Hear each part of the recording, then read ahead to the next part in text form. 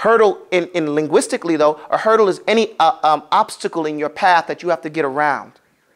Over, under, or around. Okay? So when he says hurt's a hurdle, hurt is something that we got to get over. Right?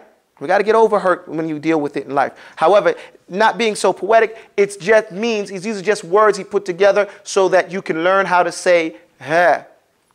And recognize that in English, you say hurdle. Right? And that's the same ha that you need to say when you say use ha anywhere else in the Arabic language. Mafish? Capiche? Okay. So first line we learned that ha is number 5, and in the history of the letters, 5 is ha. Next we say it's from the throat, the deepest part. Now we're learning the makhraj. What are we learning here? What does makhraj mean? Ya ayyuhan nas. Yell it out, man. It's the point of articulation. Remember, this is your test. When I'm asking you this, you should know this.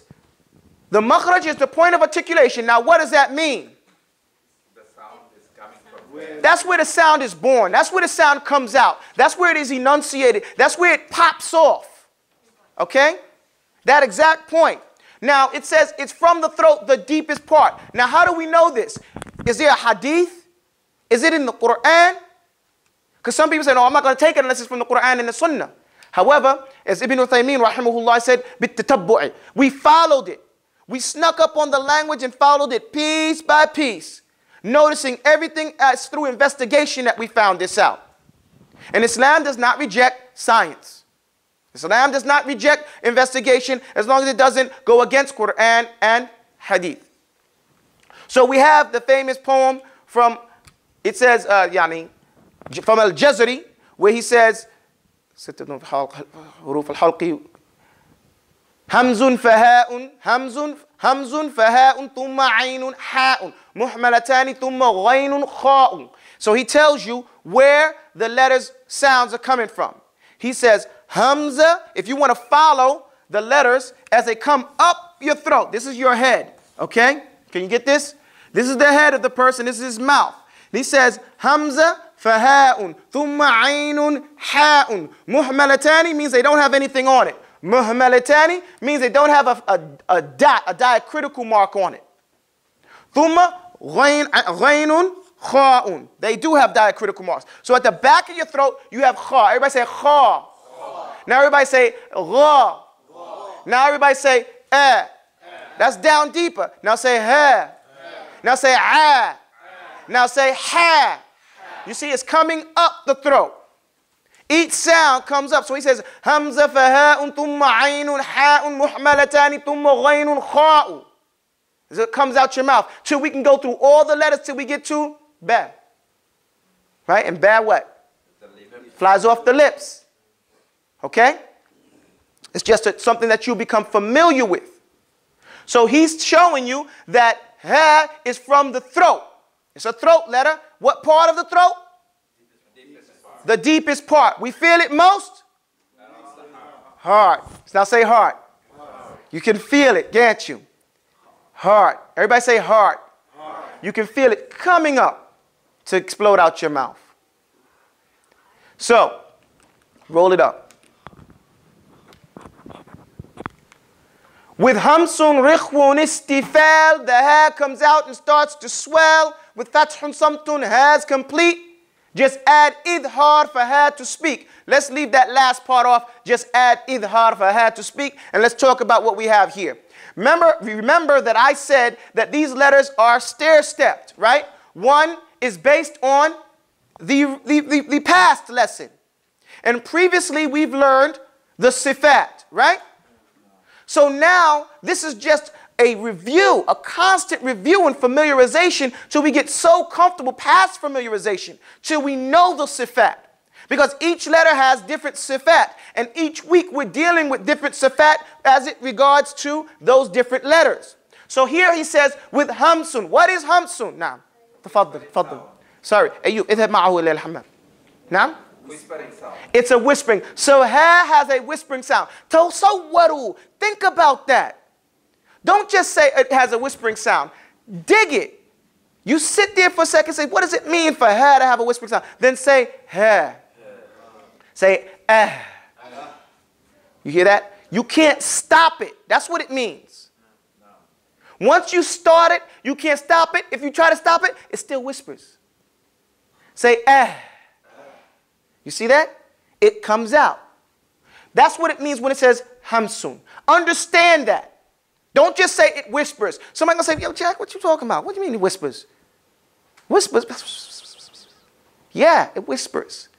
And then you give them example. Min Rabbih. Say Min Rabbih.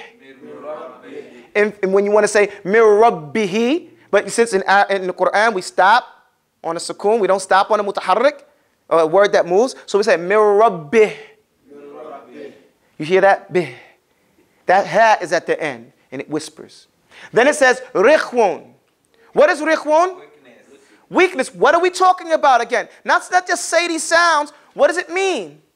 When hamsun is coming, is already coming that weakness. It's already out. Yeah, when hamsun comes, when ha comes, it's weak. You can't control it. What does it mean? It doesn't mean like it's soft. Yo, boy, he's weak. He's soft. Nah, it means that you can't control it. It just goes all over the place. It doesn't hold to a form. Like it's opposite. Give me a letter with opposite. Del. Id. Say it. You see, that's strong. You control it. Ib. You control it. Right? But once you commit to it, it's there. It's too weak. You can't hold it. Everybody got me? No. Next. Istifal. What is istifal? Okay, low. That means this is telling you a position. The first two are telling you kayfiyah, how it's coming. The next letter, the next description is telling you how, where your tongue is going to be. Is your tongue going to be up? Your tongue is not going to be up. Say eh. Your tongue is flat. Now raise it up and say eh. Is that the sound you're looking for? No. So you have to keep your tongue what? Low, flat. Okay? Now it says the hair comes out and starts to swell. The reason why I said the hair comes out and starts to swell is because that's just the beginning. That's just the tip of the iceberg. If you don't bring the rest of the sifat, you ain't got it. What are the rest of the sifat? These two other sifat that come along are very key. The first one is fathun. What is fathun? You got to open your mouth. And then you have to have samtun. What? What is samtun? You got to have some type of control. You're still going to have to try to retain it and control it somewhat. You just can't say, eh. No, you say, eh. And you hold it as it comes out. You know? After it spills, then you gain control again. Because you might have to go to another sound. You understand? So you just don't let it spill all over the place because it's weak. After it comes out, after you hear enough of the sound, then you control it. Do you understand that? No. Now think about that. With hamsun rikhwun istifal, the hair comes out and starts to swell. With fathun samtun has complete. Just add idhar for hair to. Now what does that mean? Idhar is the tajweed rule. Now this is not tajweed class, so we're not here to study what the words of tajweed and all the terminologies are. But here is a class that we're going to get familiar with it so that when you go to tajweed class, you'll be able to be ready. Okay, so when the teacher says, what's the tajweed rule for ha, you won't be like, well, I don't know, and start crying and everything and feel a whole bunch of pressure. You'll be like, well, even if you don't remember, when they remind you, now you say, okay, I got that. Yeah, I heard that before. Okay? And then they can go into it. Idhar means clear. You know, it's a sound that is clear. There's all the letters in the throat that we spoke about. These are the 6 letters of the halq. These are the 6 letters of the throat. They're all idhar. All of those are idhar as a characteristic, as a tajweed rule for them. Okay?